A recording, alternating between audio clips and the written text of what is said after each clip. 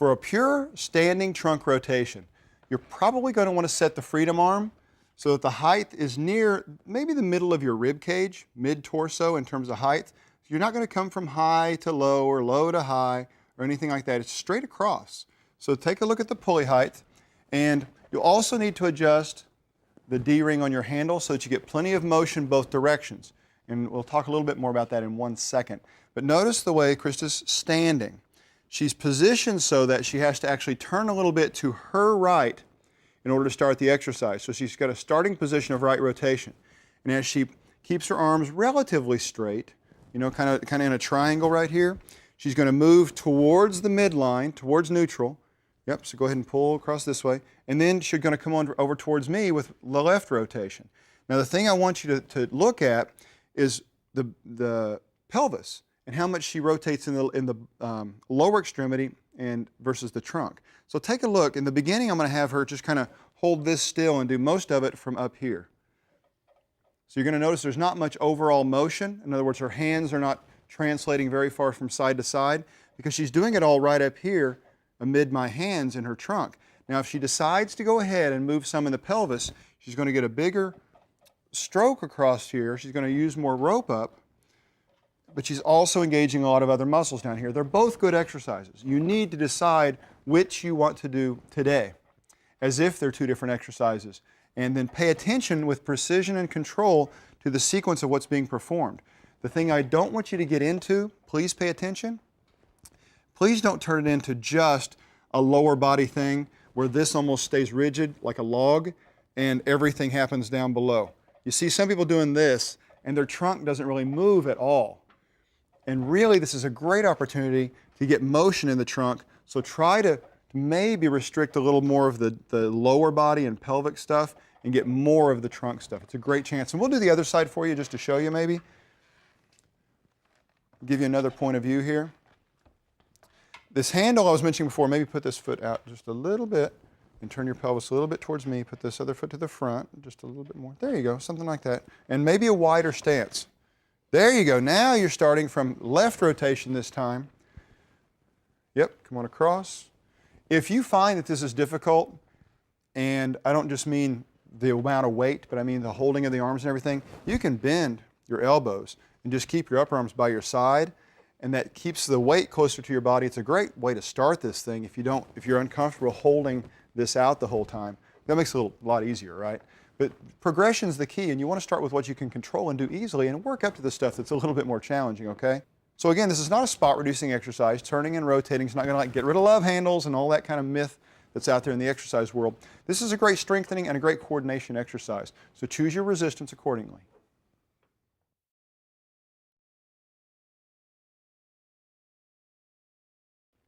For the standing abdominal crunch, we're going to use the optional abdominal back pad, which you can see has a slight curve to it, perfect for these exercises. It just attaches to the machine like any of the other seats or seat backs. And then, Josh, come on around front.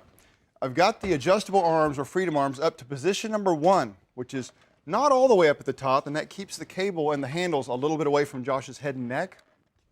Now, Josh is going to bring the handles to the front, and notice how he scooted down a little bit. So his shoulders are on the pad, his bottom's still on the bottom part of the pad. And holding the handles here, for some people it's really simple. Just keep them right by the shoulders, relax your forearms and everything.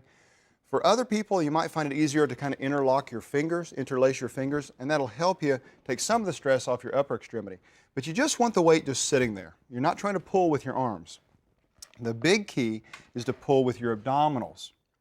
Now watch carefully because Josh tightens the abdominal muscles and imagines that he's pulling his ribs down towards his pelvis.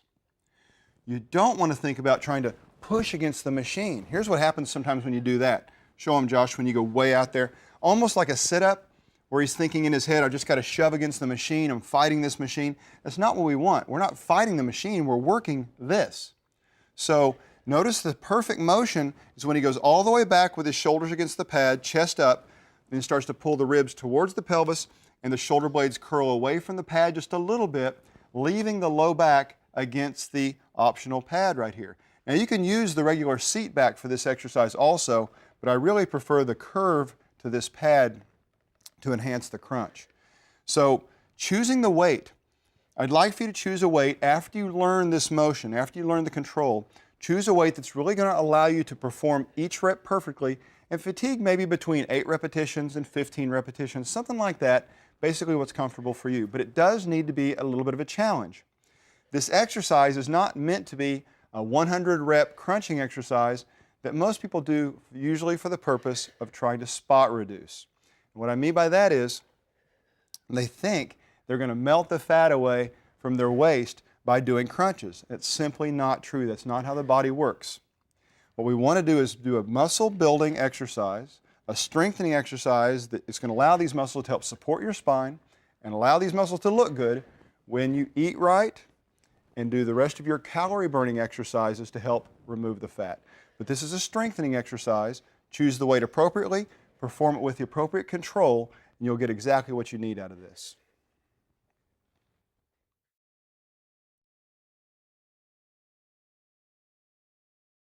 For the standing oblique or diagonal crunch, we're going to use the optional abdominal pad, put it in place, and then adjust the freedom arms for Josh's height down to number 2, I think, which is just a little wider out to the side.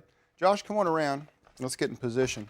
We're going to use one rope at a time, one handle, and notice that I've got the freedom arms adjusted so that it's coming from an angle across his shoulder. And you can kind of be able to see that. We're going to do both sides so you'll be able to see equally well. Notice how he's holding it with the opposite arm, just right here at his chest and against his body, so he's doing as little work as possible here. Now the big thing is scooting down on the pad so that his shoulders are on the pad, his hips are kind of tucked down around the bottom of the pad here, and starting from an extended position. That's the whole point of this pad, is starting nice and stretched out here with the contour of the pad adding some curvature back there behind his back. And then thinking about moving in a diagonal. Now to do this, I want to suggest not thinking so much about tugging on this rope, but thinking more about taking the ribs on this side, which is Josh's left side, towards his pelvis on the right. Because this is where it's all happening.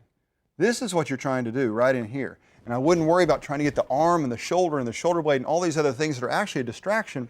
Don't worry about those. Focus on the part that's really of concern here. And Josh is perfect at this. Notice as he comes back to the top, he not only straightens up, but allows this left shoulder to move backwards a little bit so that it can enhance the motion when he goes forward and turn to the right with this thing. So he did a few. Take a look.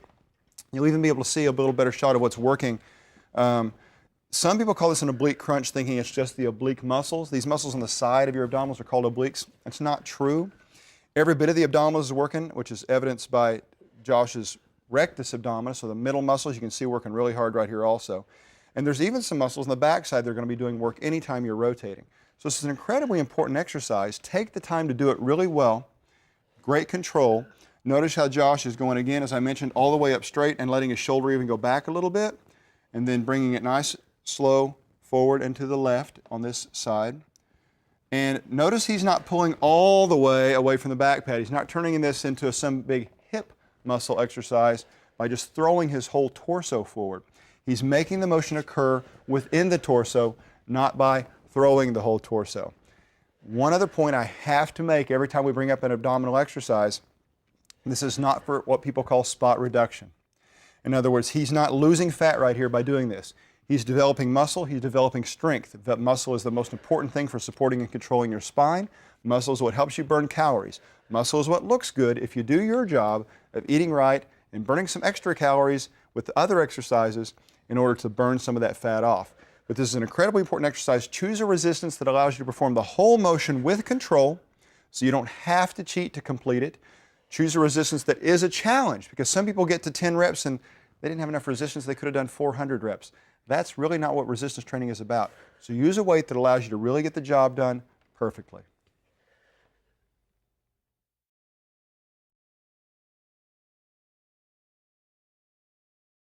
Some people call this exercise a wood chop, and it's because of the rotating nature of it. It's really a head-to-toe exercise. Virtually everything's going to be working. And the big thing is standing position, resistance starting from head height or even a little above. So notice we got the freedom arm over here up to level 1 or position number 1. You could even go up to 0, which would bring it a little higher and a little closer in. This is probably a good place to start.